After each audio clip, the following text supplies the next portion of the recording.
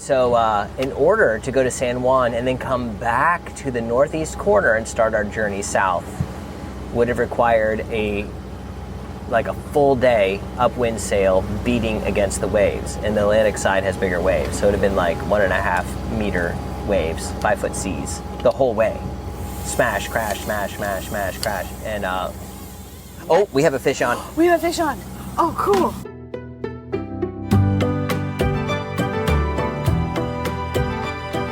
Welcome aboard. You're on our boat, Lady Gray.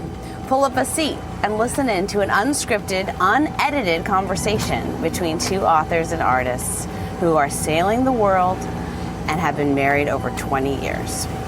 It's amazing we still love talking together, being married so many years. It is amazing. You're going to hear some of the sounds of the boat. Lady Gray is doing a tiny squeak today because we are underway on a 7-hour sail along the southern coast of Puerto Rico. So the hum you hear is the engine because we only have 1 knot of wind.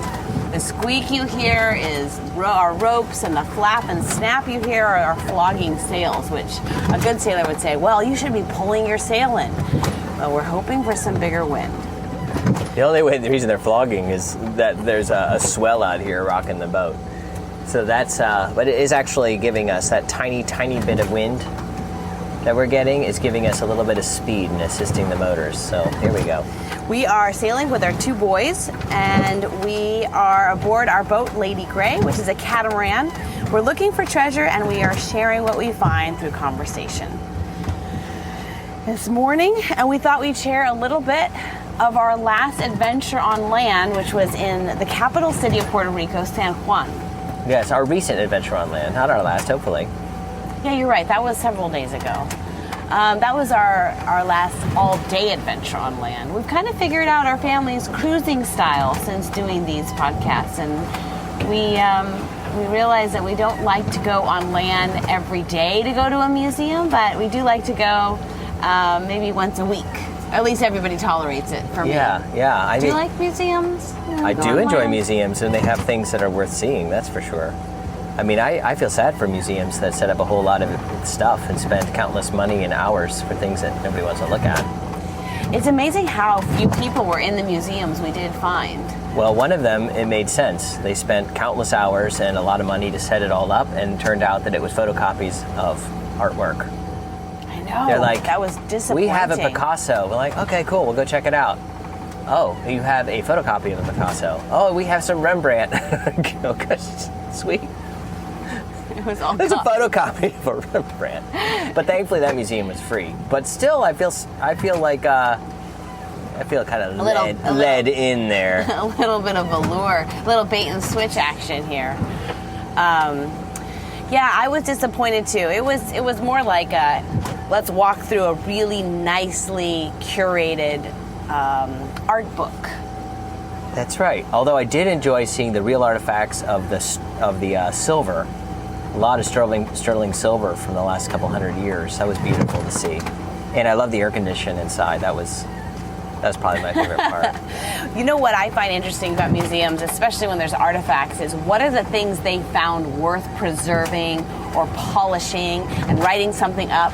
I always find that interesting. What are the things that last, the things that people save and think are worth sharing? Yeah. We went to a museum in Martinique, was it? Where we got to see the remnants that were left after the volcano covered Saint Pierre. Was that the town? Saint Pierre, that's right.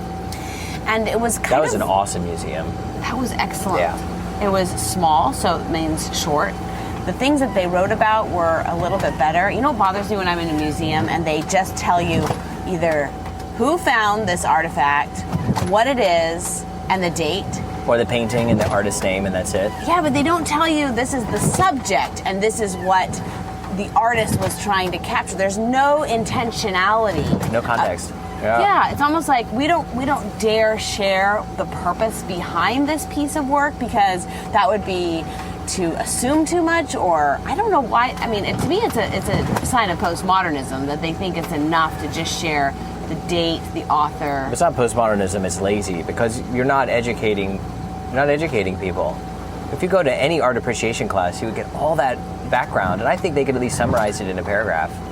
No, I agree with you. That's But interesting. they might You think just it's be lazy. I don't think it's laziness. I think there's been cultivated in higher academy places with the intellectual side of life, in whether it's like funded by a private company or the government. These people who curate art, there's a huge snobby,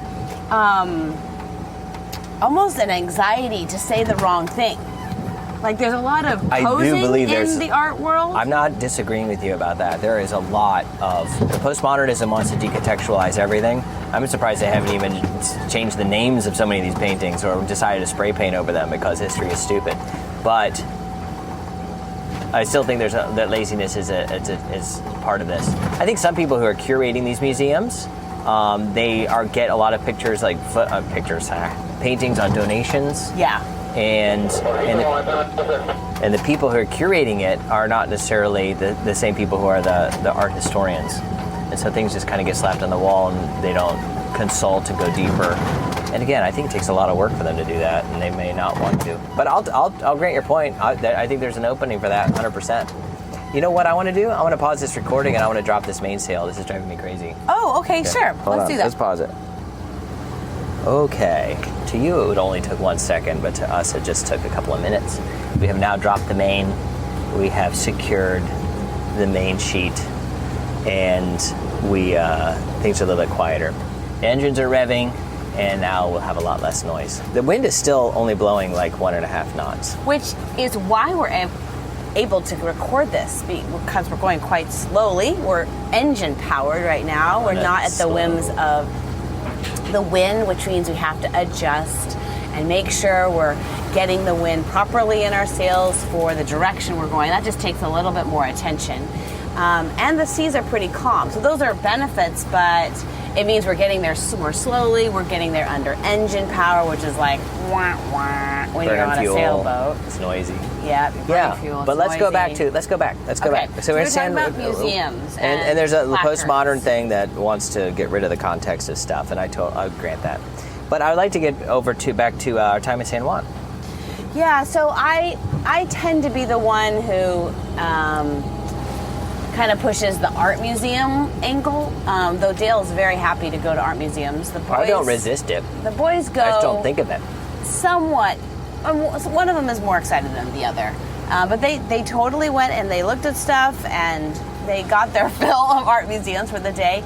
And we didn't go in, but we went to see 2 really incredible forts that were built there in Puerto Rico. Mm-hmm. The Spanish built to defend this little island, and we got a big picture understanding of how key this island was. I couldn't believe it. Yeah, this is why we travel, for these sort of aha moments. So San Juan, can I explain it real quick? Yeah, please explain. San Juan, Puerto Rico, apparently is the most important port in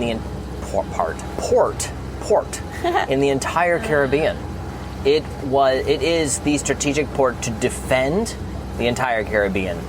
And when the Spanish found it, of course, everybody tried to fight over it, and the Spanish built an awesome fort, and it's amazing to see how it is built, where the majority of the fort is built from the direction the wind blows. And since the trade winds are always blowing east to west, the fort is built from east to west, so that any ships that are trying to attack and come in are floating from that direction. And there's just fortress and fortress and fortress and places to put all your cannons and all your shooters and everything. Can I break in there and just say something about that? Because when I see a fort, the first thing I think of is, well, why don't they just go around? We were on the side of the island and there was no fort. You could just land on one of those beaches and then flank them, come around from the side.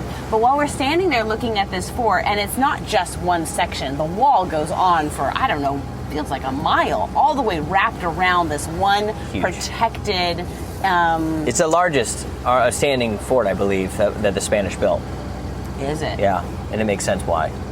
Well, when you're standing there, you realize, and Dale actually had this aha moment while we're standing there. Oh my gosh, the wind, the directions, the trade winds. This is the only place their ships could come because the wind would blow them right into this section of land. They couldn't go to the other spots. And I was just thinking... Well, you're right, but some of them they could, but it gets so shallow when they come ashore that it's like they risk shipwrecking, even if they're going to attack. I mean, if you're going to attack somebody, you don't shipwreck them. And the ships have to come in and start shooting their cannons at all the people to break it all up. You need the ship's firepower to take over. And also, where we were anchored around the other side of the island, there were huge cliffs. Remember how hard it was to find a spot to get in? The cliffs that were surrounding Puerto Chico and Puerto del Rey, like there wasn't nice beaches on that side, even though it was calmer. It's all craggy. That's right.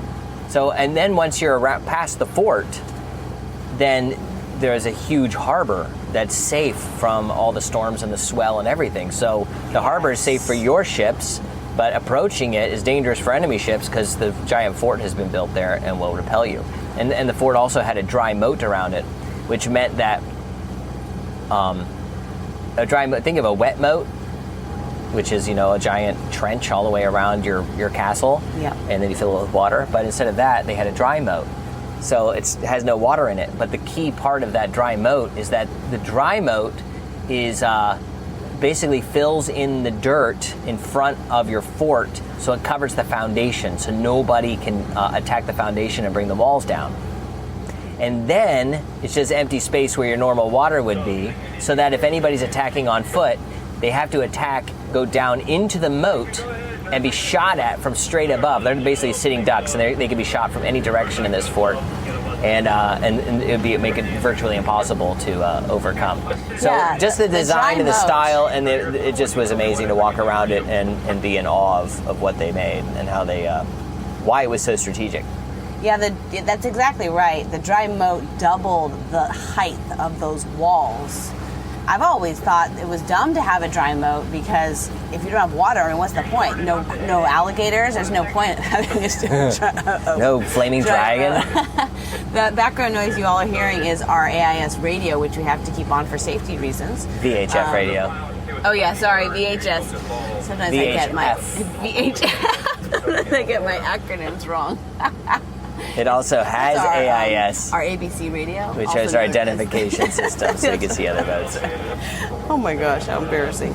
I did want to mention the name of that fort in case you wanted to look at pictures of it or you're curious about visiting it yourself if you ever come down to Puerto Rico. Its name is the San Felipe del Morro Fort. And it is incredible, not just the structure of the fort, but we found it really beautiful, the amount of green open space. They've really preserved it well. Stretches out on its front doorstep. It's so big.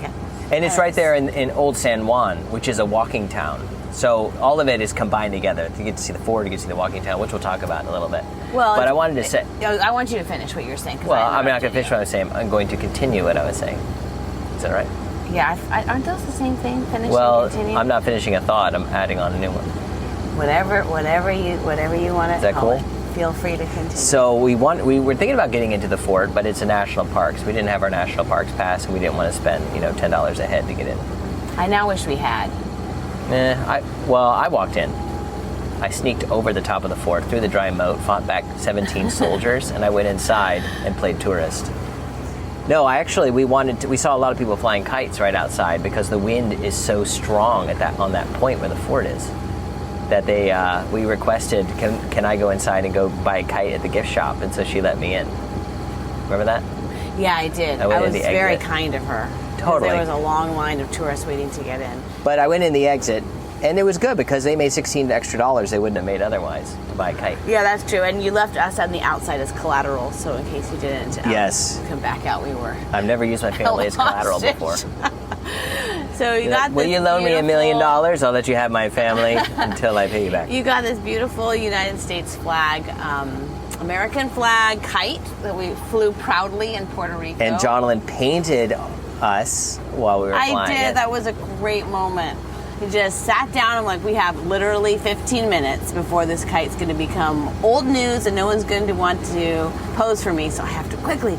And this is actually why I watercolor, because it's fast. It's not like oil. So I did a quick little sketch. You can see that over on our Instagram or Facebook pages at Sailing Lady Gray. And it was just this wonderful moment where even our oldest, who was kind of like, I don't want to fly a dumb kite. It's true. He did have that attitude at the beginning. Yeah, he grabbed it and he held it up for its launch, and we learned very quickly how to fly a kite. I think we watched some of the people doing it wrong. They were standing against the wind and trying to fly it, which you can imagine the kite just flies right into your face. Honestly, you could tell that they learned how to fly a kite by watching like Curious George cartoons, and would never learn that. Oh, wait a second! It has to be resistant against the wind, and they figured it out. Everybody figured it out.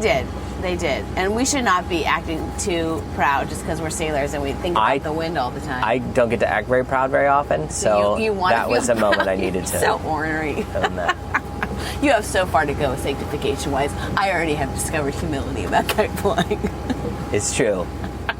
That's why he didn't even help us. Oh my gosh, yes. Like, I know I'm just everything. Gonna paint this because I already know all the I'm going to watch you bumbling idiots. I actually would probably have done it wrong.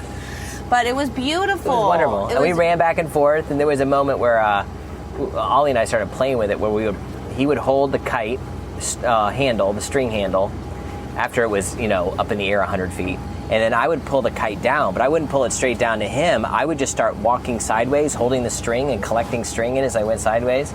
So it was like a long string between me and Ollie along the ground, and then the rest of the string up to the kite in the air. And then after pulling down the kite till it was only like 5 feet from me, 6 feet from me, I would let it go. And the kite would be caught by the wind and flutter backwards like a butterfly. And it would look so uncertain, like, I don't know if I can make it, you guys. I just don't know if I can do it. And then it would swirl to the side, and we're like, oh no, it's going to crash. And the wind would catch it, and then it would all go fully taut again up 100 feet up in the sky. And Ollie and I liked that. And Ollie was like, do it again, Dad, let's do it again. So we did that a few times. There's a lot of things you can do with a kite. It's not just standing there.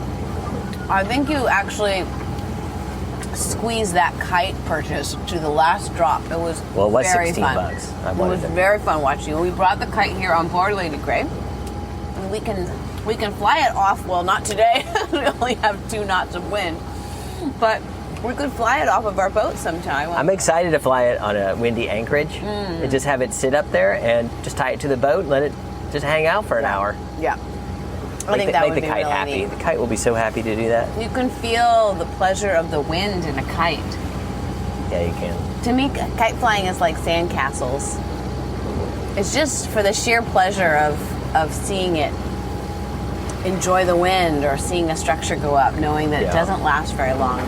Can you imagine being Ben Franklin and he buys his little kite over at the tourist stand at the national park, and then it's like a storm's coming, and he's like, you know what? I just bought this. I want to use it. So he sticks it up in the air, and he's a little bit nervous. So he has this oversized key to the city that he's been carrying around in his pocket, and he sticks it on his kite string, and then lightning strikes, and he discovers electricity. Who would have thought? That's amazing. I don't even know if that story is true. That's an amazing story. But it was true that my version is amazing. Back to San Juan, though, I wanted to make one point about that fort. Please continue. We were scoping it out because we wanted to see the marina that was there, and we even talked about how if we were sailing and I was the one in charge of where we go, I would say, let's bring our boat around and let's anchor here at this marina, because you can just wake up and walk the streets of old San Juan. So much shopping. It seemed awesome, great really restaurants, awesome. Really neat. But this is what's been so challenging about boat life, is we all have different ideals of what constitutes a perfect day. And for Dale and me, or I should say Dale and I, we would rather be near a city to explore. The boys do not enjoy that. And I know some families would be like, well, you're in our family, you're going to do it. But it's interesting to not just drag our children with us on all the things we want to do. I think we do that probably twice a week. But for the rest of the time, Ollie's a little fish. He loves to be in water, but you have to be in a good anchorage with clean enough water to swim for him to be able to swim and swallow as much as he's going to. And then swallow? Then, well, you choke on water. You don't want to be swimming in places where you're swallowing disgusting. That's true. Marina water. I didn't know if you were using a metaphor, but oh no, swallow. I meant literally. Swallowing this experience. He's swallowing he can only swallow water. So much of this experience. But no, he's actually draining the sad ocean and solving the problem of the ocean levels rising. He does not really enjoy those marinas that are by big cities that are dirty. You're talking about marinas or anchorages? Anchorages, yes. Yes. But there are some anchorages that are pretty gross too, because they're in dumping ground, or they're close to where there's a lot of runoff or just pollution, so you can't enjoy swimming. And then for our other son, he's not a big fan of really ever getting off the boat ever. He loves the boat. He would stay on the boat forever. He just thinks it's fantastic, but he wants to sail. He doesn't want to go explore the land very much. But when we get him out there, he actually has a good time. Yeah, he does, as he showed us with the kite flying experience. Yes, so when we were exploring San Juan, we checked out the anchorage, and we thought that would be a great spot. We even considered going around Puerto Rico the wrong way, meaning upwind, to stay at that anchorage. But just so people understand, from where we were in the northeast corner of Puerto Rico to go to San Juan across the north would be super easy. The wind would be at our back. We'd make it in no time. It would be a lovely sail. But as a family, we wanted to go the full distance of Puerto Rico along the south side, because there are many more anchorages and a lot more other places to see. And this is because of the ocean. It's the Atlantic Ocean you're hitting on the north side of Puerto Rico, but it's the Caribbean Ocean on the south and the east side. That's right, the Caribbean Sea. Thank you, Caribbean Sea. So in order to go to San Juan and then come back to the northeast corner and start our journey south would have required a full day upwind sail beating against the waves. And the Atlantic side has bigger waves, so it would have been like 1.5 meter waves, 5-foot seas, the whole way. Smash, crash, smash, smash, smash, crash. And, we have a fish on. We have a fish on. Oh, cool. Okay, and we're back. I wish we could give like a commercial break right there. So what took 1 second for you guys was several minutes for us. We had a fish on the line. We've been dragging a lure behind the boat, a little squid-like lure. And we've got the fish all the way up to the boat, and it was a mega barracuda, which we don't want. And how big was that, do you think? I was driving the boat, and so I didn't get to see it. He was really chunky. My guess would be he was 6 feet. And you always underestimate. That's crazy.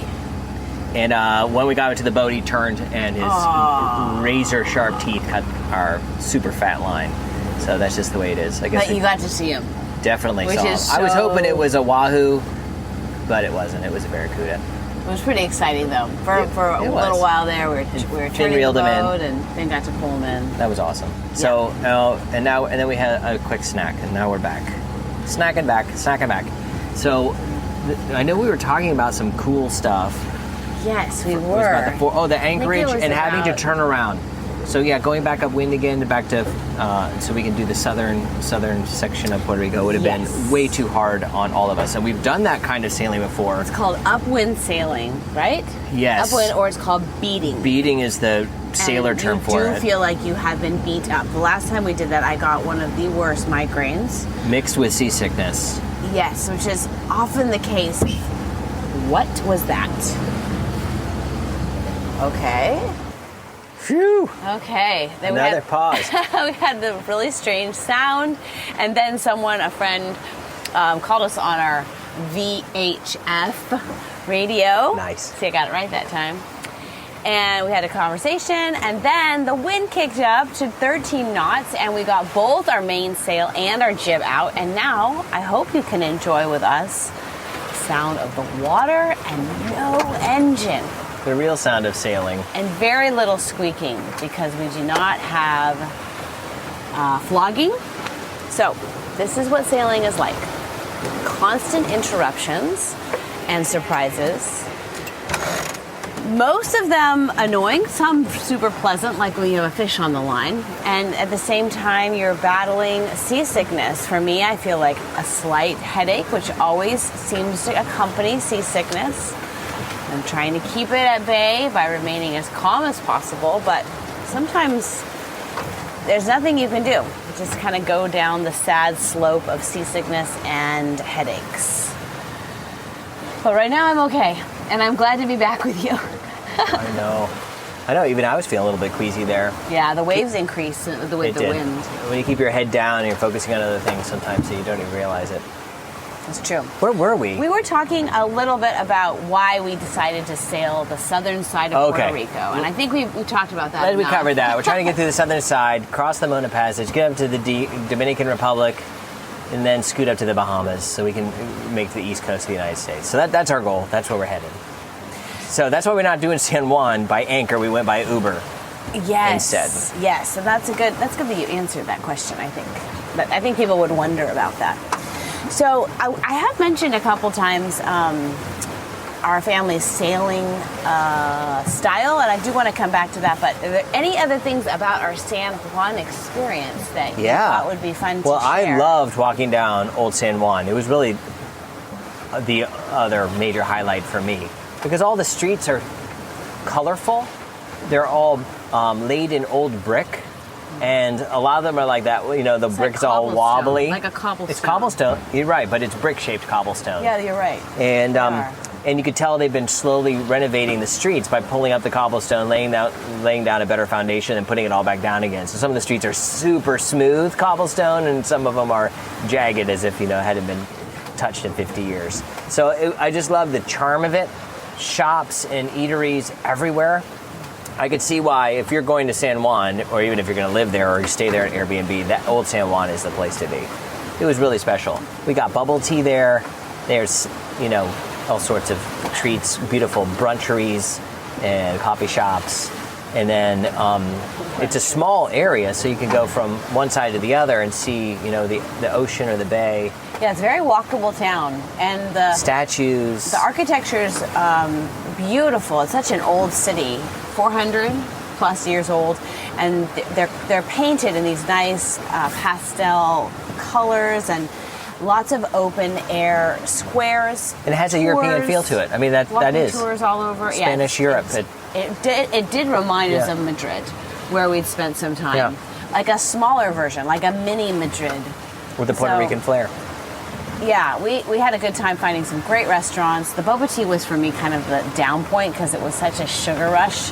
Felt kind of afterwards. But we walked all over Old Town, and we found our way to the opposite side of where the fort was, and a beautiful fountain statue. And we looked over, and there's the fort wall continuing all the way around this peninsula that sticks out and protects the harbor. And that was impressive to me. And it wasn't until later we were reflecting, how did they build that fort? And we realized probably built by African slaves. That's what we guessed. Everything was all through the Caribbean. Yeah. Well, when you say built by, it's a group effort, obviously. You don't just simply say, okay, slaves, build something cool, and then the slaves take over from there. It's like the money supplied by Spain, the architecture is supplied by Spain, the ideas are supplied by Spain, the military strategy is supplied by Spain, but the hard labor is done by slaves. We didn't get that verified based on what we're reading, but it had to have been involved at some point considering the time period.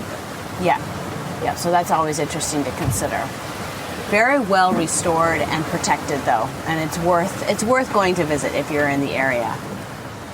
The traffic was atrocious on the way out. It took us 2 hours to go 1 hour, and it's always interesting to take Ubers because you get to meet some of the locals and get more of the on the ground. This is what the locals think of the area. A lot of people spoke English, which was really nice. I can tell English is kind of it's like more of the upper class language. I think more blue collar workers, there's less bilingual. That's what I was noticing. Did you notice that too? Honestly, I do find it interesting, considering that Puerto Rico is U.S. territory, how English does not seem to be a high value in general. Yeah, you're among right. people we meet. We even meet Uber drivers who don't speak any English at all, which is surprising. With the amount of tourism that's coming through, and you're in a tourist city, I would think that you'd want to pick up on that, but more people spoke English in San Juan than over in Fajardo, where we were. Yeah, I noticed. So maybe it's just not part of the education system where English is part of it. Maybe you're right. Maybe it's just the younger generation that would know it more than the older. But good point. I think we'd have to plug in more to figure out a good explanation for that. Yeah, I have found, it was just surprising to me. It was, me too. I have found, though, that the Puerto Ricans are very friendly, warm people, willing to go the extra mile, willing to listen, full of life and excitement, and It did remind me of Spain very much culturally, but not only Spain. The Puerto Ricans have their own feel. Yeah, they do. And Puerto Ricans overall are very friendly. I've been impressed. Yeah, more friendly than in Spain. They're more friendly than a lot of places I feel like I've been. I feel like there's overall an Much more friendly openness than and Miami. My goodness. and a kindness in Puerto Rico that I say, thumbs up to whatever is fostering that in this island. I think there is still a strong presence of family values and following God here. I think the church, the Roman Catholic Church and Christian Protestant churches they haven't been squeezed out as badly here. You're right. You feel their presence a lot. I do. And the advertisements, the billboards, signage. We even saw like a baptism Christian on the music. beach. Here we heard it in lots of beautiful, like some of the best eateries. We heard Christian praise songs being played on the radio. A couple of Ubers were playing Christian music quietly in the background. And be able to say "God bless you" in Spanish, "Dios te bendiga." There wasn't a sort of like what. The look you sometimes get in America when you say, like, can you imagine in Boston saying "God bless you"? People are like, okay, bye-bye.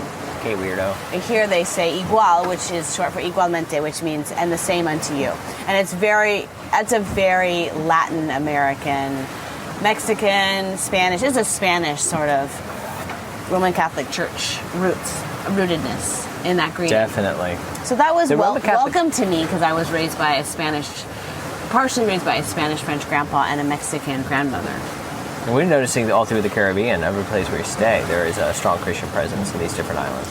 Yes, much stronger than the United States. More overt, less embarrassed to be overt about their faith, less of a secularization here. Yeah, and Puerto Rico and the French islands of Guadeloupe and Martinique all had a stronger Catholic presence. Yes, they did. The French and the Spanish. Yes, they did. It's interesting to me how firm a hold Catholicism has on a culture, almost more than Protestantism. That would be interesting to think about, to compare. Anything else you want to share about San Juan? That's good? No, I think that's good. Okay. And now you guys have enjoyed a wonderful short tour of San Juan and what it's like to be sailing along and all the distractions we have along the way. Yeah, I want to share just a quick snapshot of our family sailing style, which we have figured out, and then we can finish up. How does Perfect. that sound? So it's really quite difficult to figure out what you're going to do with your time on a boat. You meet a lot of sailing families and couples who have their idea of where you should go.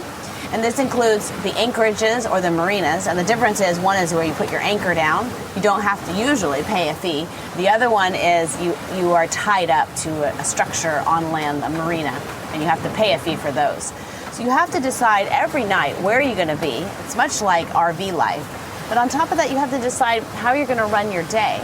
And everyone has suggestions. And for me, it could feel so overwhelming. I realized that the more I followed what everyone else said we should do, the more the joy of the journey was just squeezed out. And I wasn't able to distill what I wanted or even my family wanted.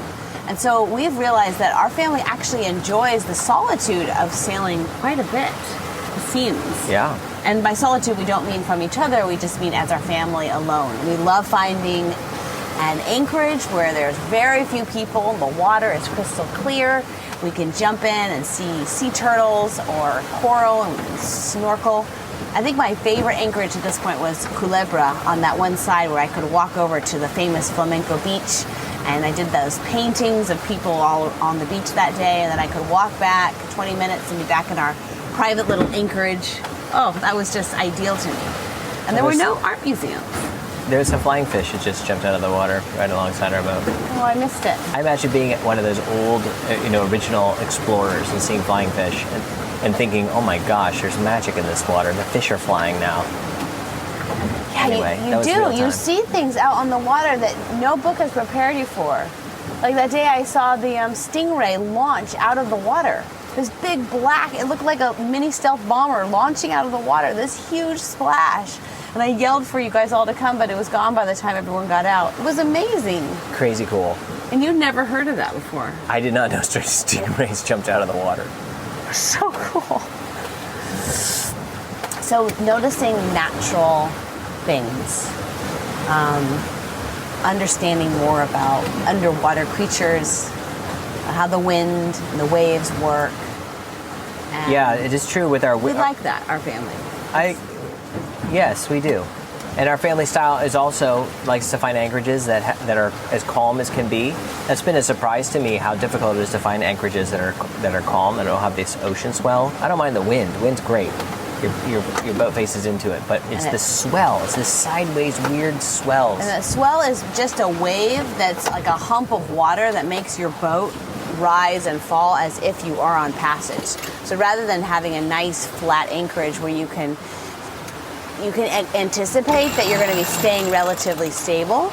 Oh, that sound you guys are hearing is Dale. He's pushing the winch button to pull and trim the sail a little bit, because we are now recording while taking care of the sails, which is a little bit more labor intensive. Please continue. I forgot what I was saying. Something about... Well, there's a swell, and the ocean just has very this rolliness in it that could have started, hundreds and hundreds of miles ago with the wind just building it up. And then there's these counter swells. But whatever it is, it's hard to find anchorages that are calm. And our family is rather sensitive to seasickness. So that's a big thing we value. Yeah. So we have extremely high days when we have a flat anchorage with clear water underneath. So we can go swimming and look around at what's below and have we can scrub the hulls and just have a general good time. Those are the places we like to park. And if they have a great dinghy dock nearby, we love that too, so we can go ashore and do provisioning, and as well as go find those cool museums or special treasures that we don't expect. Yeah. We love good food, and we love the peacefulness of sailing life. But it's taken almost 7 months for us to figure out what we like and don't like, and for us all to listen to each other, mainly me to listen to everyone, and find a way to make the days enjoyable for everyone on board. Yeah.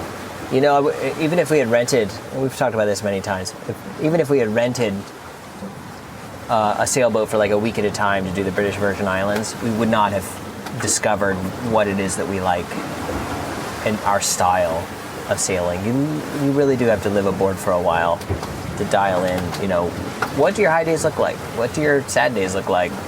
And start finding that pattern, what you really like. Yeah, exactly.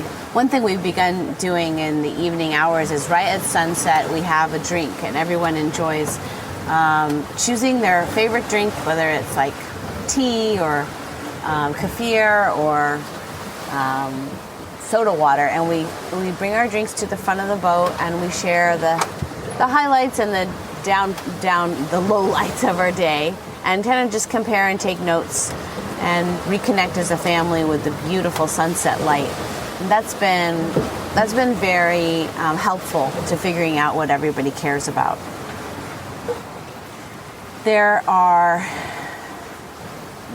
The amount of growth for me personally being on board has been fantastic.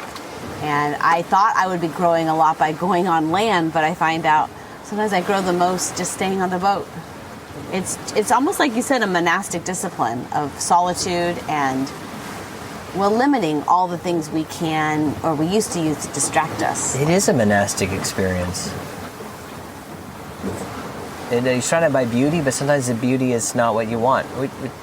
Like if you go to a monastery and you sit there in the rose garden and you're there day after day after day, there comes a point in which you forget to look at those roses and the beautiful garden that you're in, because you're like, oh, there's so many things I'm not doing, or I feel so much discomfort in the disciplines and maybe the solitude, or feeling a little isolated, or the food hasn't been that great, or whatever it is.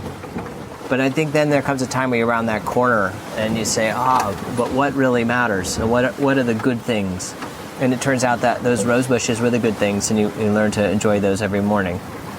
And that you learn to adapt to the flavors of the day and the weather as it comes. But you become grateful for those rose bushes. But you wouldn't get that experience if you had not cut so many things out of your life to discover what was really important in front of you. Exactly. When I did my Zoom party on Monday, I talked about the recipe for joy and how I thought people coming might assume that, well, of course you have a lot of joy. You're on a sailboat in paradise. It's like ideal world. So I spent some time sharing how inconvenient sailing life is, how uncomfortable and how difficult it's been, just so that I could establish the challenge wherever you are, on land or on sea. It's the same disciplines where God ends up helping us remember that He's the one who actually grows joy when we put ourselves in places where He can work with us. And I think that the biggest places for joy for me on the boat have been distilling what God has uniquely called me to do. And when I'm doing those things, even if I'm unhappy while I'm doing them, the reward or the fruit is that He grows joy in me. That's so good. And we could do that on land too. And it's good to be reminded, though, that you can do it on land, because you have to put yourself in a position of inconvenience in order to find that. That's what the spiritual disciplines are largely about, putting yourself in a position of inconvenience. Yeah. And figuring out how you adapt and what you care about.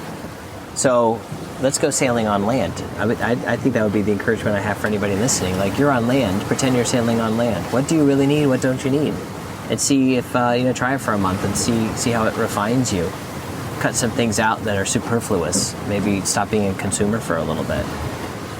Yeah, it's incredible how just one discipline of cutting something out, just cutting out, let's say, Instagram for a week, or just cutting out Amazon purchases for a week. Yeah, it's incredible. Consumerism can really hurt creativity. And spend some time in a garden nearby, even if you don't necessarily feel like it. Find one and go spend some time there. See what you see. Those are good words. Okay, let's wrap it up. All right. Thanks for listening with us. Thanks for sailing along with us today. If you'd like to share a question or you have a specific curious thing that you're wondering about Lady Grey life, or that you'd like a topic you'd like us to cover, you can email us directly at hello@dalefincher.com, and we'll catch you next time on Lady Grey.